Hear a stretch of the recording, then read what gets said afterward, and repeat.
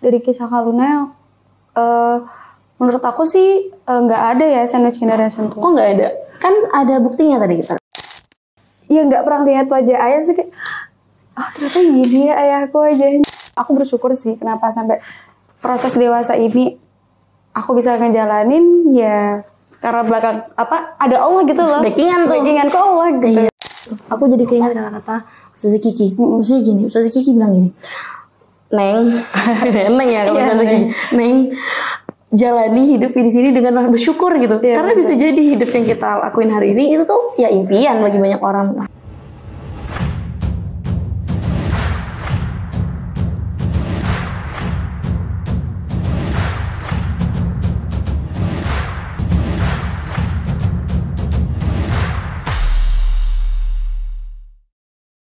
Assalamualaikum warahmatullahi wabarakatuh. Sahabat Cinta Quran Center, selamat datang kembali di Ruang Maha Santriwati bersama saya Faiz Azhara.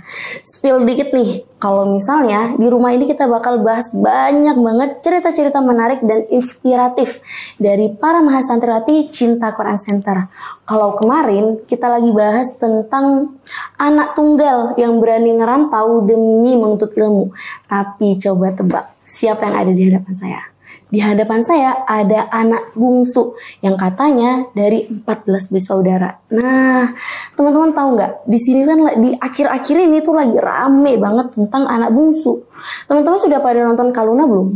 Nah, sosok Kak Luna ini itu tuh mampu membuat warga plus 62 tuh membuka mata.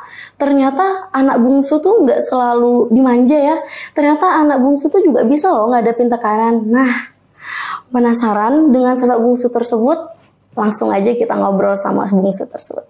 Assalamualaikum bungsu. Waalaikumsalam Kakak Sulung. Saya bungsu juga loh. Bungsu juga ya Kak, bersamaan gitu. Kan aku kenal nih Fatia sebagai teman sekelas. Boleh dong Fat, kenalin ke teman-teman Cinta Quran di rumah? Siapa tahu kan ada yang belum kenal nih. Langsung kamera nih, Bert. Boleh. Baik, bismillahirrahmanirrahim. Assalamualaikum warahmatullahi wabarakatuh. Halo sahabat Cinta Quran Center, perkenalkan nama saya Fatia Salma.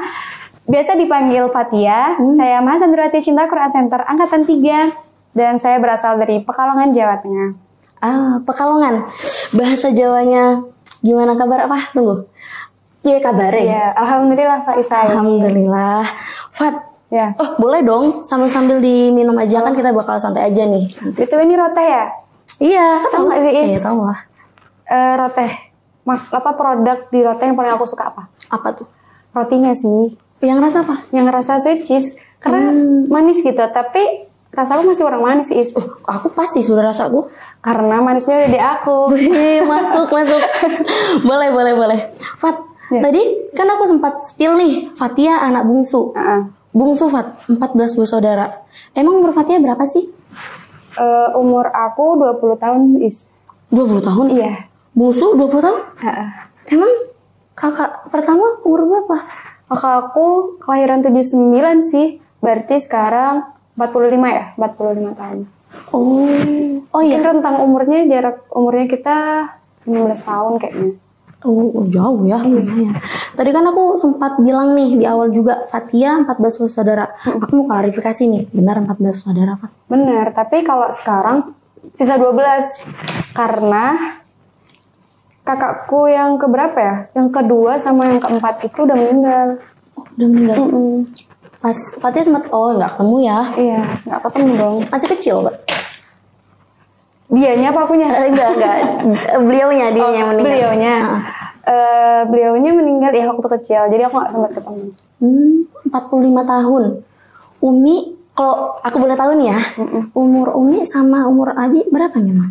Umur Umi 58 tahun, tapi kalau ayah udah nggak ada. Oh ya, kan udah nggak ada. Maaf, aku nggak maksud geser deh.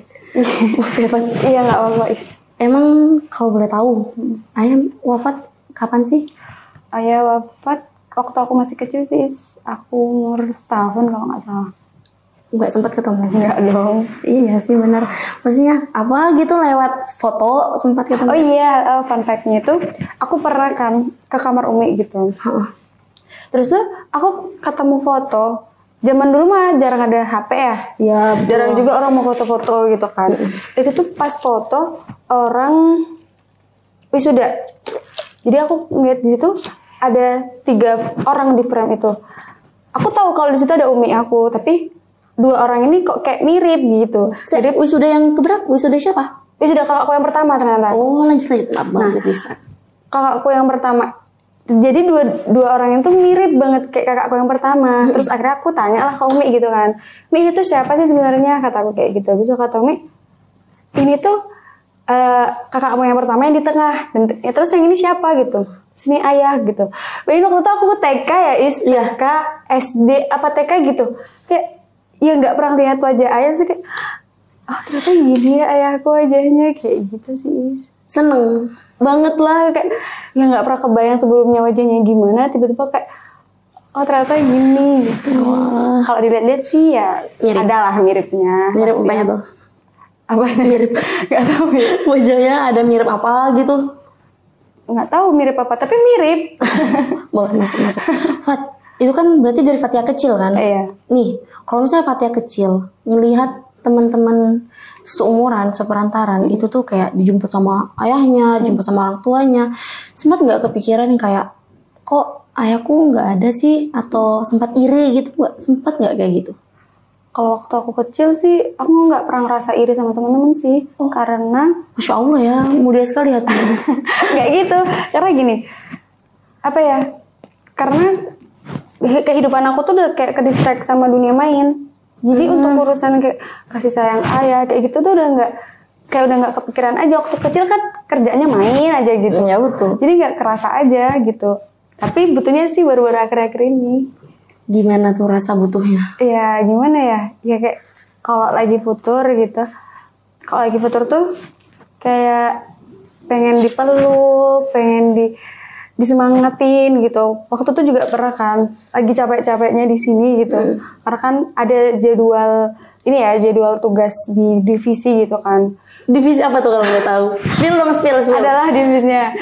Divisi media. Jadi kayak tugas harian tuh sebenarnya emang setiap divisi tuh kan tugasnya berat-berat ya. Iya. Enggak, ya ada plus minusnya lah ya. Waktu tuh kayak capek aja seharian, nggak tahu kenapa.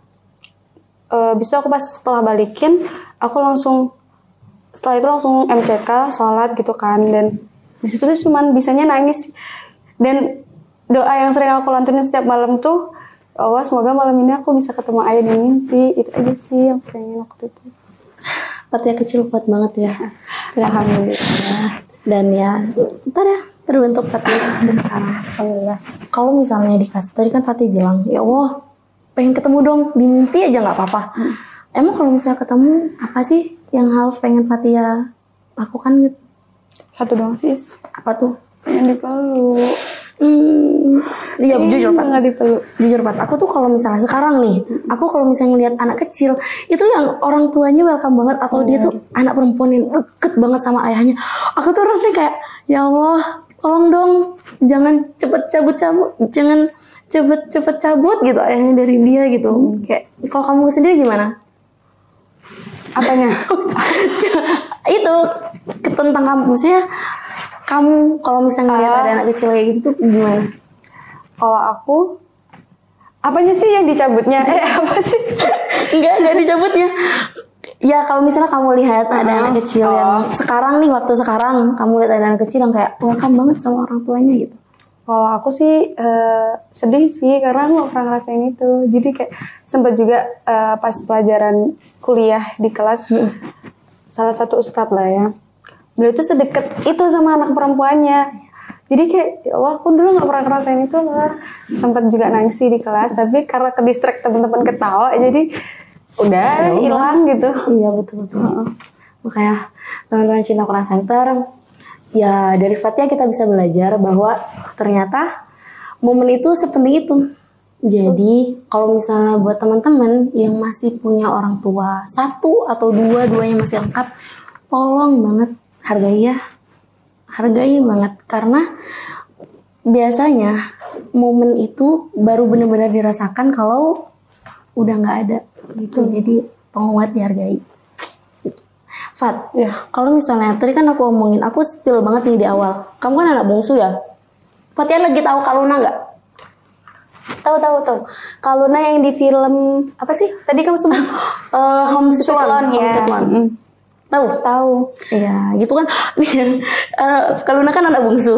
Dia kan punya tabungan 350 juta ya. Jangan-jangan kamu juga punya tabungan 350 juta? Belum ada, tapi ya doain aja lah bisa sampai bahkan lebih dari itu. Lagi berusaha sih. Iya. Nah, dari kan sosok Kaluna tuh kan kita ngerasain ya. Anak bungsu nih. Iya. Tapi ternyata dia tuh ngerasain pressure atau ngerasain tekanannya tuh ya berat banget. Betul. Walaupun it's okay. Kita ngerasain yang kayak di dunia pekerjaannya, kita lihat di dunia pekerjaan tuh yang kayak it's okay kok dia, nggak apa-apa. Tapi ternyata kita lihat kan tekanannya itu kan ada dari di keluarganya Iya, gitu. bener. Nah, kalau Fatia sendiri sih, gimana pandangan Fatia? Oh iya, sebelum itu kan Kaluna yang ngerasain pressure itu kan secara nggak langsung bikin dia jadi sandwich generation. Betul. Ya kan? Tertumpuk gitu. Dia di tengah-tengah nanggung beban gitu. Emang pandangan Fatia sendiri tentang sandwich generation apa sih? Menurut aku ya, kalau sandwich generation itu dari kisah Kaluna, menurut aku sih nggak ada ya sandwich generation tuh. Kok nggak ada?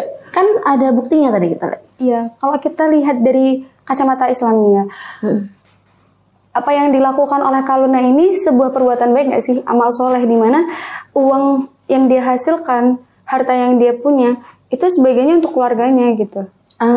Makanya kalau menurut aku tuh sebenarnya tergantung orang sih gimana dia memandang suatu masalah itu. Kan permasalahannya di Kaluna ini di keluarganya kan, dimana kayak dia padahal anak bungsu tapi dia jadi tumpuan, jadi tulang punggung. Walaupun emang anak bungsu tuh sebenarnya nggak punya tanggung jawab itu, tapi kalau aku pribadi ya, kalau aku diizinkan punya uang banyak kayak gitu kan, Amin. Ya insya Allah kalau emang kita kasih ke keluarga itu niatnya karena Allah, insya Allah itu fine-fine aja sih. Karena kan juga dalam Islam rezeki itu kan dari Allah dan emang rezeki biadillah. Iya benar. Dan kan emang sebagian harta kita itu ada milik orang, makanya kenapa di Islam itu kan dianjurkan buat sedekah kayak gitu. Rasaku sih kalau semuanya kita ngeliat dari sudut pandang Islam, kembali lagi ke niat sih sebenarnya. Oh, berarti tergantung perspektifnya aja lagi. Iya, benar. Tapi nggak menafikan dong, Pat, kalau misalnya sandwich generation ini bisa kena ke siapa aja. Iya, makanya sebenarnya mau generasi Alpha, mau generasi Z dan lain sebagainya, kalau emang dia ngeblok diri dia sebagai sandwich generation, bakal sampai kapanpun ngerasa itu sih kalau kata aku. Oh, masuk. Nah, Fatia sendiri, kalau misalnya kita lihat Kaluna kan anak bungsu nih. Iya, benar. Bungsu kan. Kalau kita bandingin sama Fatia, bukan membanding-bandingkan ya, tapi ya gitu deh. Maksudnya gini, Fatia kan juga secara bungsu dong. Iya. Bungsu 12 bersaudara.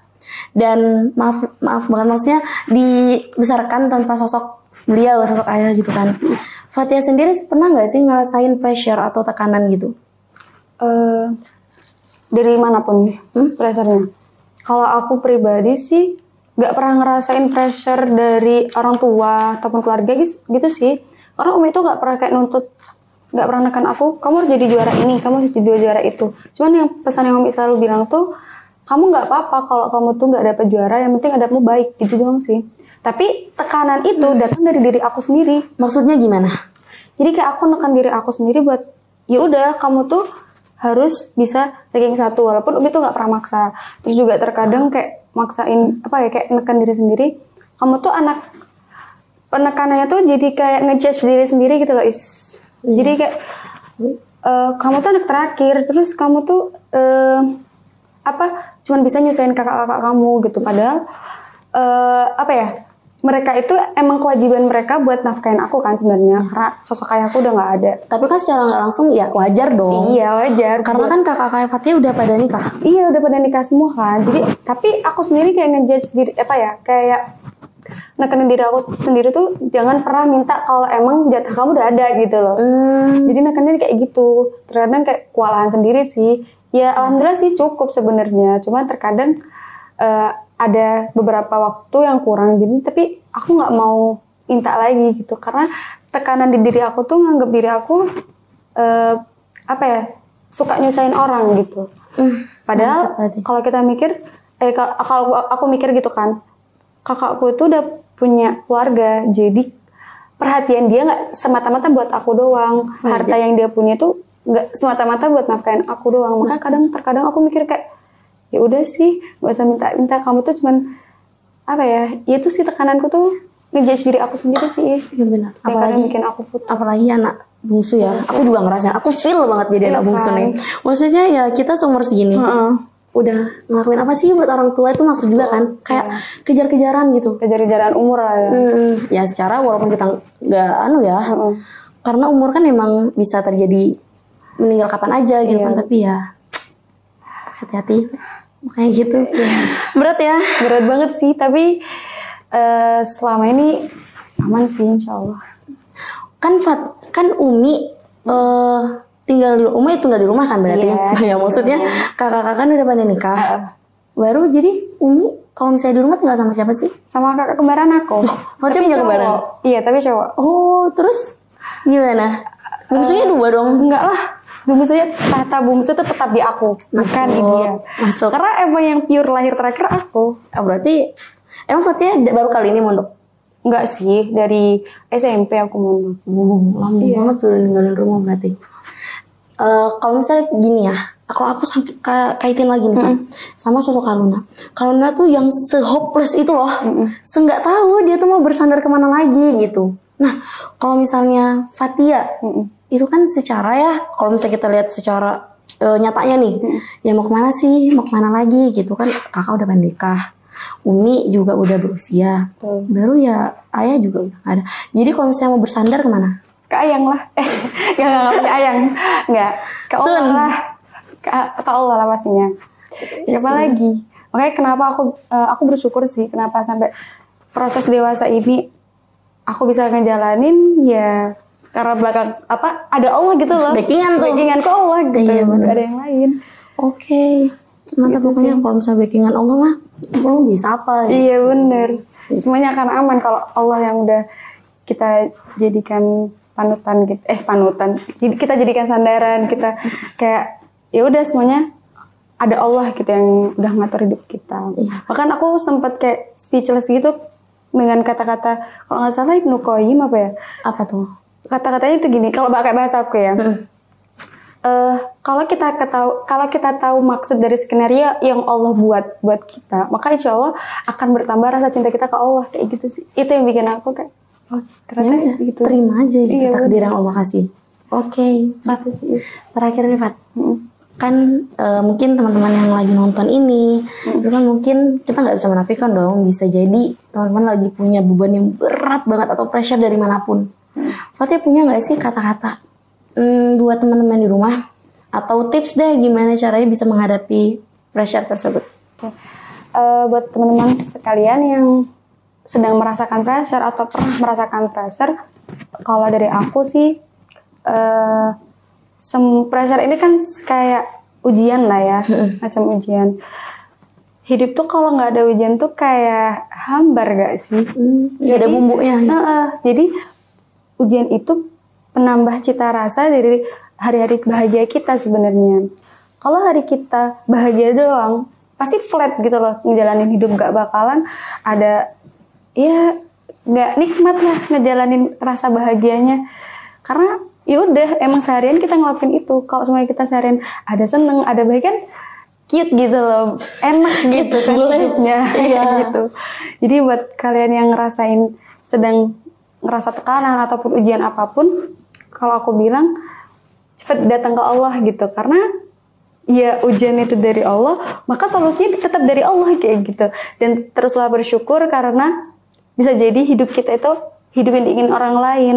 Masuk kayak gitu. Iya betul. Aku jadi keinget kata-kata Ustazah Kiki. Maksudnya gini, Ustazah Kiki bilang gini, Neng, Neng ya kalau Ustazah Kiki, Neng, jalani hidup di sini dengan bersyukur gitu. Karena bisa jadi hidup yang kita lakuin hari ini itu tuh ya impian bagi banyak orang lain. Pokoknya gitu Pat.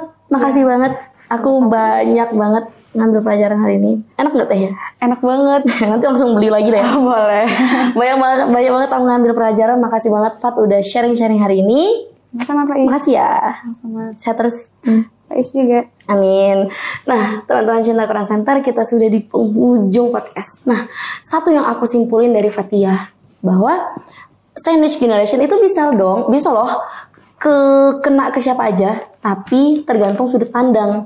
Sudut pandang dia itu mau nganggap itu jadi beban atau justru nganggap itu jadi kayak pahala gitu.